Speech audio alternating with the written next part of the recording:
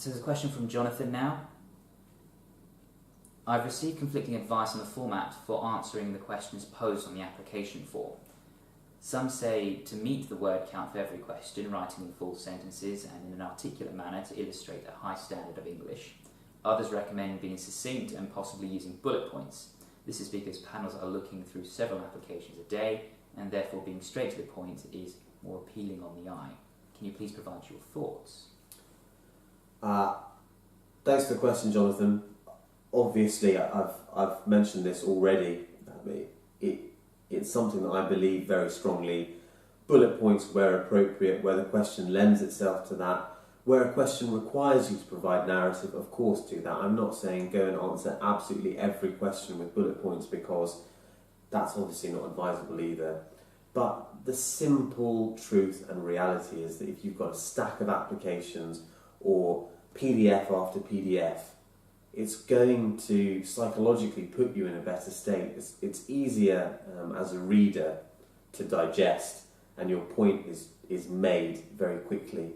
It's the same principle as a skeleton argument. And what is an application form if not your skeleton argument for why you should get pupillage? I can't really be any clearer than that. Yes, I completely agree. Nothing really further for me to add on that particular point. It's just make sure that everything's drafted and written 100% and then take it from there. Next question is from Daniel. I understand automatic AI vetting will sift through allegedly weak applicants. With this in mind, are poor A-level results still given significant weight when it comes to more mature applicants? And if so, what positive experience will bypass this to reach and influence a human eye, if at all possible? Thanks for the question, Daniel. I have to say, I suspect this is one where different chambers will have different views. Some chambers may use AI, I don't know. Some businesses may. I think the truth is that you've got to accept that there will be that diversity in how this is approached. Every institution will have its own mark scheme, and a certain weighting will be given to A-levels. What I can tell you is that from my experience, the weighting that A-levels is given is relatively insignificant as compared to the degree and then some of the marks that are awarded for legal experience further down the line, or another career. Those types of things are factored in.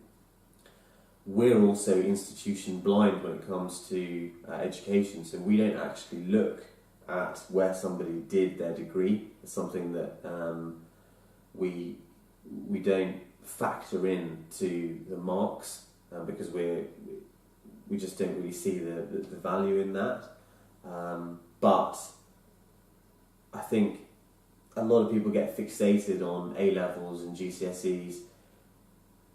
At the end of the day, it's relevant and it will, to some extent, be noticed, but I don't think it's a mountain which is insurmountable.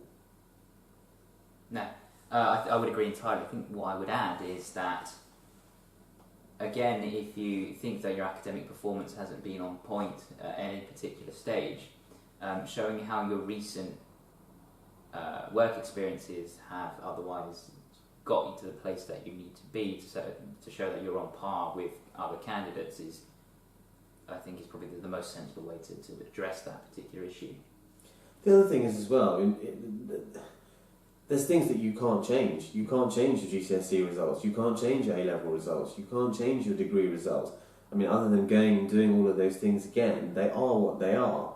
And just on this, one question that I do get asked is, I've got 12 GCSEs and 7 of them are A stars, and then I've got a couple of Bs, and then I got an E. Why are you including that E? I mean, it doesn't really add anything, unless, hypothetically, I suppose it's for a compulsory subject like maths that has to be on there because the panel will know that you had to do that. there's an opportunity there to just let it go. I don't think it needs to appear there. The same thing happens with A-levels. Sometimes people get, a couple of A's and then a C or something. Often my advice is just leave it out. And I don't think that's dishonest. I don't think that's misleading. The truth is that as a barrister, you put your best case forward. You don't hide things, and this isn't hiding it, because if somebody looks at it and says, I think there may be more to this, why you only did 2 A-levels, then you explain that there was a third one, and the grade was what it was, but it's just not something that you put forward as part of your strongest case. The next question is from Nandini. I wanted to know if an LLM is the necessary degree to get into commercial chambers. No. Is the answer to that, Nandini? No. There are plenty of people that go in to chambers, commercial chambers, without an LLM.